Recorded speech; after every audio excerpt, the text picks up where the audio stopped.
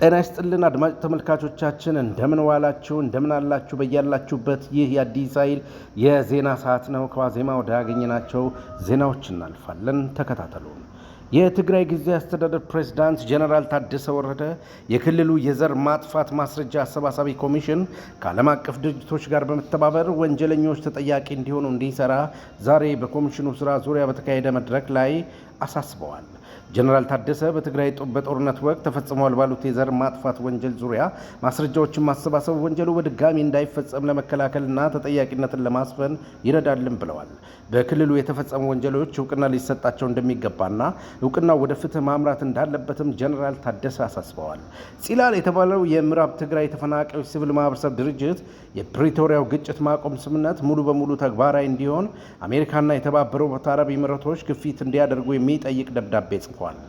ማህበሩ በርካታ ተፈናቃዮች ወደ ቀያቸው ለመመለስ መወሰናቸውን ጠቅሶ ሆኖም አካባቢው በታጣቂዎች በመያዙ ጥቃት ሊጠብቃቸው ይችላል ሲል ስጋቱን ገልጧል።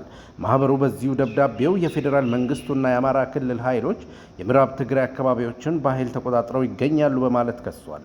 በክልሉ በትንሹ 1 ሚሊዮን የጦር ተፈናቃዮች እንደሚገኙ ይገመታል ይላል የዋዜማ ዘገባ።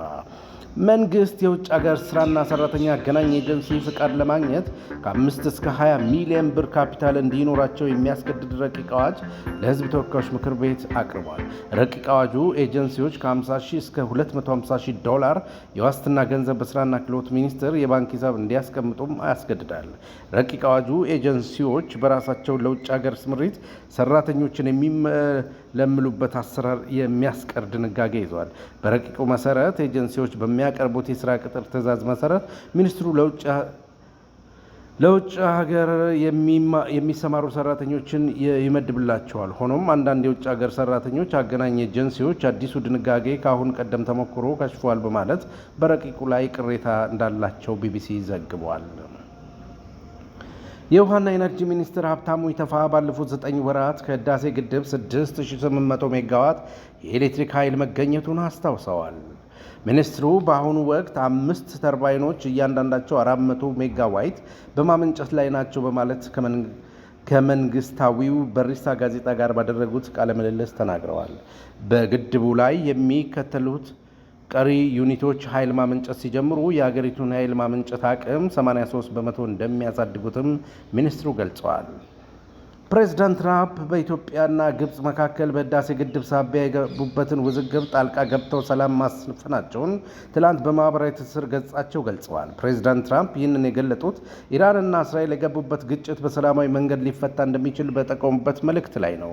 ፕሬዝዳንቱ በእሳቸው ጣልቃ ገብነት በሁለቱ ሀገሮች መካከል ሰላም መስፈኑና ይህ ሰላም ባለበት ይቀጥላል ብለው እንደሚያምኑ ጭምር ገልጸዋል። ፕሬዝዳንት ትራምፕ ይህንን ይበሉ እንጂ በመጀመሪያው የስልጣን ዘመናቸው በግድቡ ውሃ ሙሌትና የውሃ ክፍፍል ድርሻ ዙሪያ ሶስቱ ሀገራት አስገዳጅ ስምምነት እንዲፈራረሙ ያቀረቡትን ረቂቅ የስምምነት ሰነድ ኢትዮጵያ ውድቅ ማድረጓ ይታወሳል። የወሎ ራያ አማራ ማንነትና ወሰን አስመላሽ ኮሚቴ ትምህርት ሚኒስቴር በራያ አላማጣ ወረዳዎች ከትምህርት ገበታ ውጪ የሆኑ ከ60 ሺህ በላይ ተማሪዎችን በቀጣዩ ዓመት ወደ ትምህርት እንዲመልስ በደብዳቤ መጠየቁን ሪፖርተር ዘግቧል። በአካባቢው ከሚያዝያ 2016 ዓ.ም ጀምሮ ትምህርት መቋረጡን የጠቀሰው ኮሚቴው ትምህርት ቤቶች ሲያስተምሯቸው የነበሩትን ተማሪዎች በትነው የታጣቂዎች መኖሪያ መሆናቸውን መኮንኑን ዘገባው ጠቅሷል። ኮሚቴው አያይዘውም በጦርነት የወደሙ ትምህርት ቤቶች እንዲጠገኑ፣ ተማሪዎች በአፍ መፍቻ ቋንቋቸው እንዲማሩና የመማር ማስተማር ግብዓቶች የትምህርት ሚኒስቴር እንዲያሟላ ጠይቋል ተብሏል። ሚኒስትሩ በጉዳዩ ዙሪያ እየተወያየ መሆኑን መግለጡንም ዘገባው አመልክቷል። የኢትዮጵያ አየር መንገድ ወደ ቴል አቪቭ የሚያደርጋቸውን በረራዎች ማቋረጡን አስታውቋል።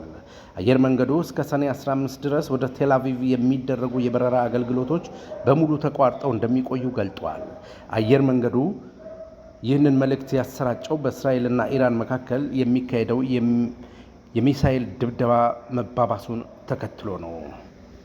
የኬንያ መንግስት ለሱዳን ፈጥኖ ድራሽ ኃይል ጦር መሳሪያ መላኩን በምርመራ ማረጋገጣቸውን የሀገሪቱ የዜና አውታሮች ዘግበዋል።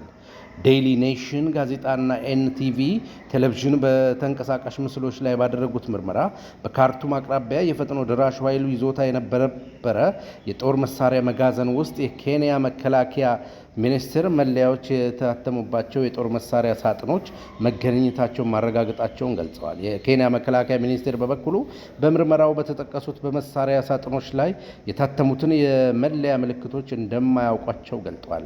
የሱዳን ወታደራዊ መንግስት ኬንያ ለፈጥኖ ደራሹ ሰራዊት ድጋፍ ታደርጋለች በማለት ከወራት በፊት የከሰሰ ሲሆን ይህን ተከትሎ ሱዳን ከኬንያ የሻይ ምርት መግዛት ማቆሟ አይዘነጋም ሲል የዘገበው ዋዜማ ነው።